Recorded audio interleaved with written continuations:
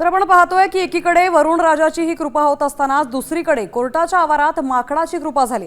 आम्ही असं का म्हणतोय हे तुम्हाला हा व्हिडिओ बघून समजेलच। एका माकडानं चक्क पैशांचा पाऊस पाडलाय। 2-4 हजारांच्या नाही तर तब्बल 2 लाखांच्या नोटा या माकडानं झाडावरून उधळल्या। आता म्हणाल या माकडाकडे पैसे आले कुठून, तर या माकडानं कोर्टात आलेल्या एका तरुणाच्या हातून बॅग हिसकावली आणि त्याला वाटलं त्यात खाणं असेल, मात्र झाडावर चढल्यानंतर नोटा दिसल्यानं त्यानं त्या उडवायला सुरुवात केली।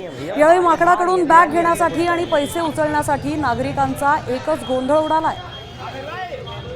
देखो एक वहां रुक जाओ, वो फेंक रहा, आओ फेंके फेंके।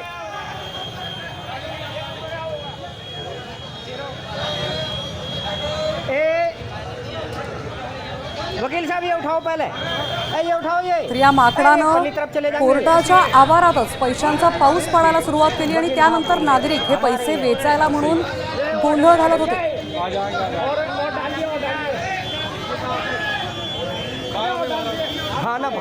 बॅगेत खाणं आहे असं समजून त्या माकडानं ती बॅग हिसकावली होती, मात्र त्यात पैसे दिसले आणि मग नंतर त्या माकडानं ते पैसे उधळायला सुरुवात केली।